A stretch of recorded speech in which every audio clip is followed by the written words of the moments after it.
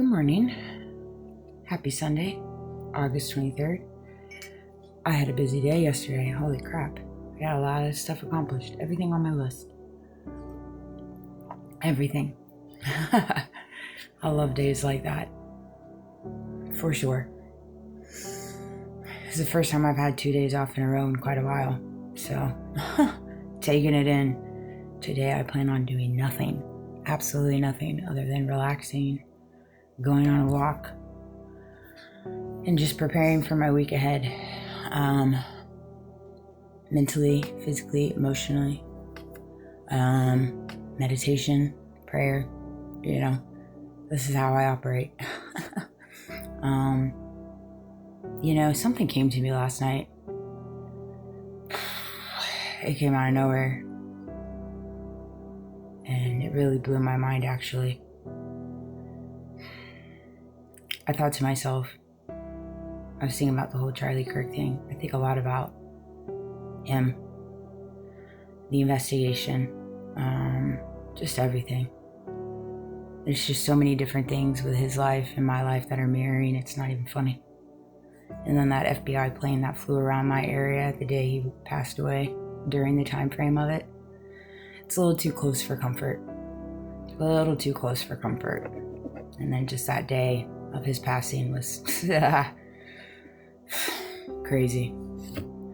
Yep, that message didn't work with me. I'll tell you that. The message that they were trying to implement in reference to fear, yep, didn't work with me. That said, I thought to myself,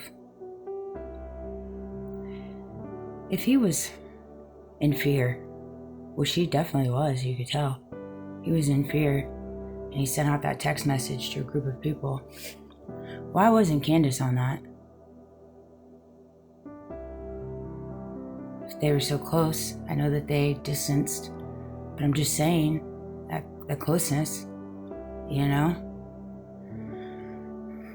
have very selective people in my life now, and if I was in a state of fear like that he was in, I don't move in fear. But when I did move in fear, I was very open with it, with people in my life, with everything that was going on in my life, nothing that was making sense. I was very open with it. Now the manipulation and the gaslighting that I received, that was, to be expected, but I was always open and honest, even with people that I was distant with, that I considered friends. Usually that doesn't leave when you walk through something like that. So I don't know, it's something that came to me.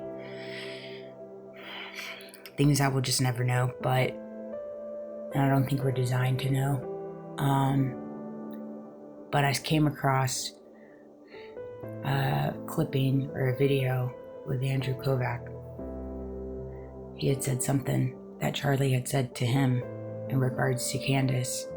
All she was worried about was money, something along those lines. I'm freaking paraphrasing it. I couldn't believe that I was seeing it, that he was talking like this. I can't believe some of the things that I see when it comes to this whole investigation of both sides of how they're talking, not only to each other, but just about the entire circumstances. It is getting so high school mean kids operation style, and just the antics and the tactics and the pointing the fingers. And Charlie said this to me, and Charlie did this and that, but he's not here. He's not here to say it. He's not here to defend it. But yet everybody's using his name. It's crazy to me. This is the world we live in. We take somebody's name and we use it, and we don't give them a voice to solidify it or defend it. I know what that feels like. It's interesting. It's an interesting spot to sit in. It's so interesting. It's like, but why? Why? Why don't you use your own voice? Why don't you speak on your own things, your own feelings, your own actions, right? Quit using other people's.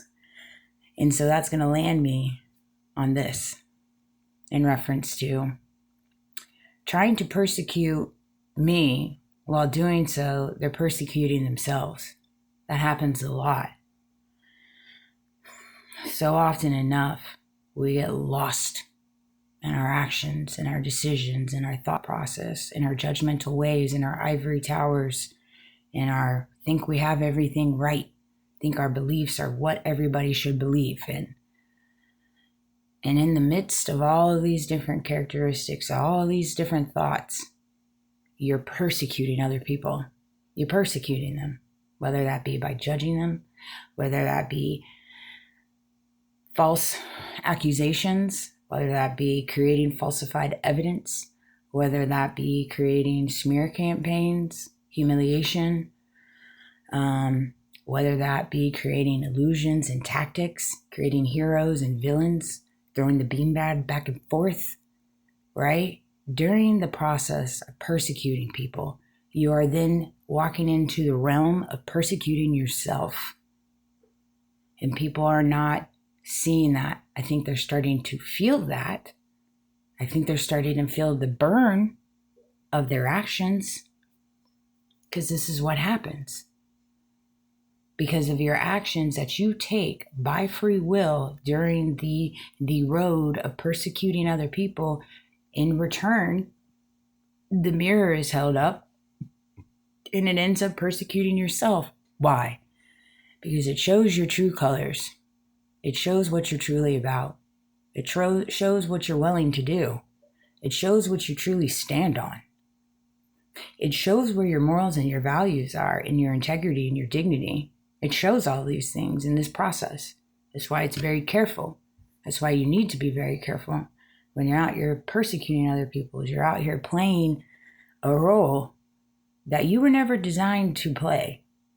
That wasn't in your pathway, but you have created it. Why have you created it? Because of your ego, because of your flesh and your pride. That's why you created it. That's why 99% of the time people create it, because of their ego, their flesh, and their pride.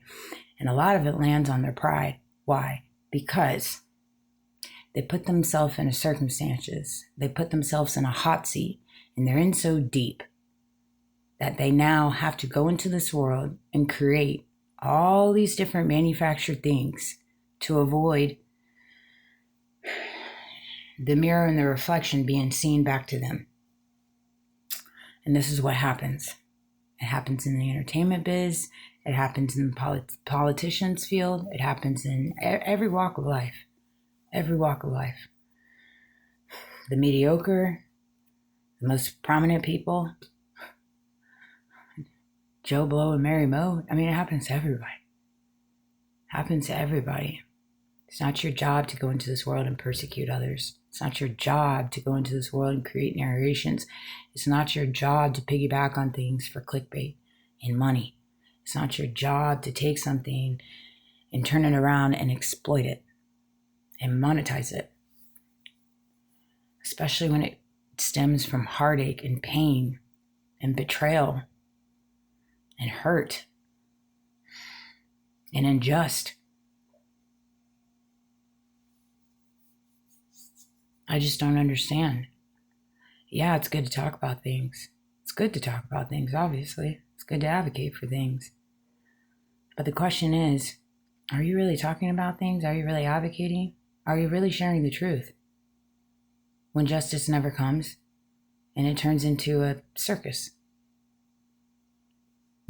of calling out names, persecuting each other. Is it really the right side of right? I don't know. To each to their own. You have to land on that answer and figure it out for you, because it's going to solidify what kind of life you live here on earth. It truly is.